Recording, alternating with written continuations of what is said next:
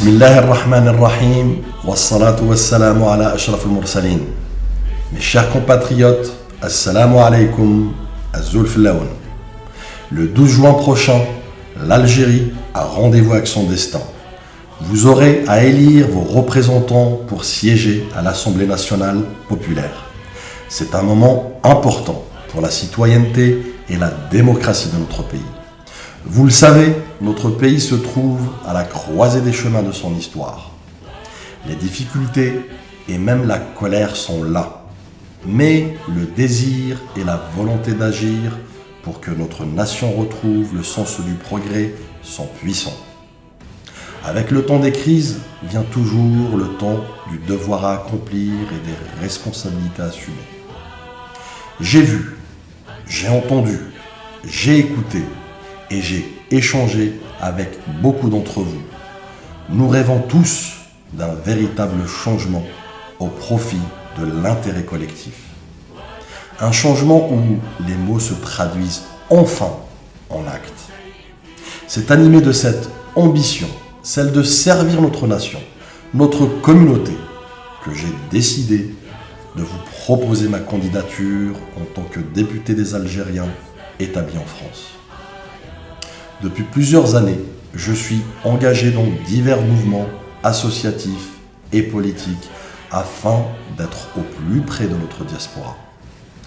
Tous mes engagements ont toujours été tournés vers l'avenir commun de mes compatriotes, le rayonnement de notre pays et la sauvegarde de ses intérêts. Par cette candidature, je souhaite redonner aux Algériennes et aux Algériens le goût de l'avenir et l'envie d'édifier ensemble notre destin collectif. Plus que jamais, je suis déterminé à porter avec vous un nouveau projet politique audacieux, innovant et pragmatique pour notre circonscription. Des propositions modernes, ambitieuses pour améliorer concrètement la situation de notre communauté nationale établie en France. Moderniser l'exercice politique, faire renaître l'espoir et la confiance, renforcer et exprimer notre intelligence collective, telle sera ma quête principale durant ce mandat. Je souhaite rassembler toutes les Algériennes et tous les Algériens autour de son grand projet commun. Bien construire l'avenir, c'est aussi maîtriser le présent.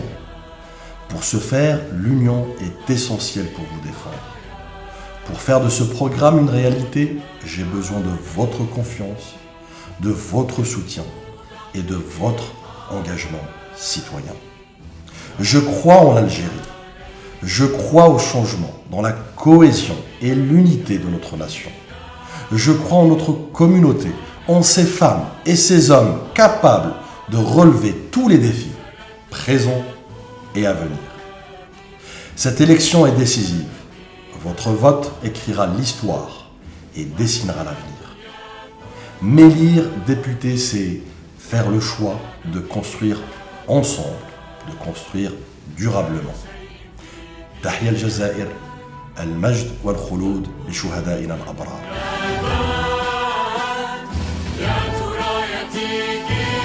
النقطة الثانية أن الشعب الجزائري الأبي الصامد المتحضر الذي بين للعالم وأبهره بأنه شعب واعي وذو نضج سياسي ومدني هو يعني شعب مركز ثقل. أود أن أقول كل شيء في الجزائر، يعني السلطة، الدولة، الوطن. أولا أختي الفاضلة، علينا أن نوضح بعض الأمور، والجدير بالذكر أن للجزائر قوة معتبرة في قدرتها على التأقلم مع كل الظروف، وليست كما يعتقد البعض بجمهورية من جمهورية الموت بين قوسين. الجزائر دولة وشعبا عاشوا مراحلا عصيبة في التسعينيات قبل أن حتى يكتشف العالم يكتشف ال 11 سبتمبر والإرهاب كمصطلح في العلاقات الدولية. الميثاق المصالحة الوطنية والسلم هو يعني رسالة مشفرة أو حتى واضحة نوعا ما تجاه ما سميت ببقايا القوى الرجعية كما قلت هي الظلامية والانتقامية. المنطقة سواء كان الحالة الأمنية أو الصحراء الغربية أو الحالة في ليبيا والساحل، إذا الجزائر اليوم هي في نفس الوقت كعامل فاعل أو تلعب دور كبير في المعادلة الجهوية الإقليمية وحتى العالمية، فهي يعني مسعى لبعض الأطراف سواء كان من الخارج أو من الداخل تسعى يعني لزعزعة الجزائر في كل مكوناتها. أما فيما يخص الحراك أختي الفاضلة فالعديد من مكوناته بدأ يدرك اليوم بنفسه أنه يستخدم نوعا ما من أطراف لتركب موجده وتفتك بالجزائر لا قدر الله، ولكن الشعب بجيشه أظن أنه حصن منيع اليوم وغدا.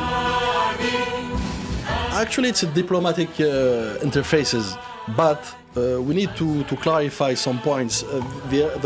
The Algerian problem is an internal problem, so we need to solve this problem internally. And I think even for the people, they have shown that they don't want any interfaces with the foreign countries and the French in particular.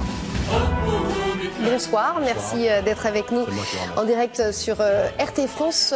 L'armée algérienne qui sort donc du silence avec cette décision. Quelle est votre première réaction ? Écoutez, c'est un fait nouveau, effectivement. C'est un tournant majeur de ce marasme qui a assez duré d'ailleurs. Et en même temps, c'est une suite logique. Une suite logique, pourquoi ? Parce que l'armée nationale populaire, comme son nom l'indique, elle est l'émanation du peuple algérien. Et pour cause, d'ailleurs, faut-il le rappeler, moi qui avais assisté également dans certaines contestations les vendredis en Algérie, l'un des slogans majeurs du peuple algérien lors de ces manifestations, c'est, permettez-moi de le dire en arabe, J'ai Shab Khawa Khawa. Donc l'armée, le peuple sont des frères, comme des frères. Donc cela sous-entend bien évidemment qu'il y a une consolidation quelque part entre le peuple et l'armée. Et donc, de facto, l'armée doit se tenir auprès du peuple. Donc c'est pourquoi je dis que c'est une suite logique. Une suite logique également parce que l'armée, par définition, dans tous les pays, à savoir l'Algérie, est la colonne vertébrale de l'État. Elle est aussi le garant de la souveraineté, mais également de la sécurité et de la stabilité du pays. Et bien évidemment, quelle est la mère des stabilités, si ce n'est la stabilité politique, donc à savoir que dans laquelle nous sommes aujourd'hui, cette instabilité qui pourrait emmener le pays vers l'inconnu. Écoutez, encore une fois, l'armée nationale populaire algérienne, elle est en symbiose, elle est en fusion, je dirais, avec le peuple algérien. Donc revenir à porter atteinte au peuple, c'est aussi porter atteinte à l'armée nationale et vice-versa. Donc je pense qu'au contraire, il y a une forme de consolidation des actes et surtout des convergences qui fait qu'aujourd'hui, au contraire, l'armée, je pense, sort renforcée effectivement de cet acte-là, car elle a pris une décision historique d'une part, mais surtout une décision qui permet d'avoir le dénouement et le fin mot de l'histoire pour pouvoir aller à l'étape 2. والمؤسسة العسكرية كما تعلمون أخي الفاضل ككل البلدان الديمقراطية ذات السيادة الوطنية هو العمود الفقري في الوطن، هو العمود الفقري لسيادة الوطن، وأكثر من ذلك هو الضامن الشرعي للأمن واستقرار الوطن. في الوقت الراهن يعيد تكييف نوعا من سياسته الدفاعية مع التطورات الداخلية والمحيطة به، خصوصا كما سبقت وأن قلت ليبيا والساحل الإفريقي. الاستراتيجية الشاملة بين قوسين المفهوم الموسع للدفاع الوطني أو حتى الاستراتيجية العليا بين قوسين التي تتضمن إكساب معارف وخبرات مرتبطة بالآليات السياسية والعسكرية، وذلك بلسان رئيس أركان الجيش الجزائري الفريق سعيد شنقريحة، الذي شدد على ضرورة إحداث تغييرات في مجال سياسة الدفاع الوطني حتى تكون أكثر انفتاحا واستيعابا لأساليب مواجهة جديدة. لكن الجزائر في نهاية المطاف على ما أعتقد تؤمن بالمقولة اللاتينية المعروفة سيفيس باسم بارابيلوم، أي إذا كنت تريد السلام فعليك التحضير للحرب. والله الجزائر وفي العديد من المحافل أظن الدولية وجهت رسائل كثيرة وشديدة اللهجات كجاهزية مثلا الجيش الجزائري في الرد على التهديدات من مصدرها حيثما كان. الجزائر في اعتقادي أختي الفاضلة تستبق الأحداث نوعا ما وتتهيأ لأي احتمال في جو فعلا متوتر سواء كان جهويا أو عالميا. الجزائر تريد أن تحترم سيادتها وأمنها واستقرارها كسائر الدول، وفي ذلك أظن أن كل السبل مطروحة ومفتوحة تحت قيادة رشيدة تعطي الأولوية للسلام قبل كل شيء، وتدافع عن القضايا العادلة كسائر أيضا الدول والأمم المتحدة. La situation de Gaza, par exemple, aujourd'hui, nous avons un peuple en prison à ciel ouvert, qu'on se le dise. Nous avons un sentiment d'impunité vis-à-vis de que ce soit la communauté internationale, l'ONU, et voire même d'autres résolutions. Donc, je pense qu'au bout d'un moment, encore une fois, comme je dis, il faut se doter de sagesse et vraiment savoir ce qu'on veut exactement pour pouvoir permettre d'établir des fondations saines. هو وضع أزمة يعني بمعنى الكلمة. الجدير بالذكر أخي الفاضل هو أن فعلا الصحراء الغربية هي آخر مستعمرة في إفريقيا، وبالتالي هي مسألة تصفية فعلا الاستعمار بمعنى الكلمة.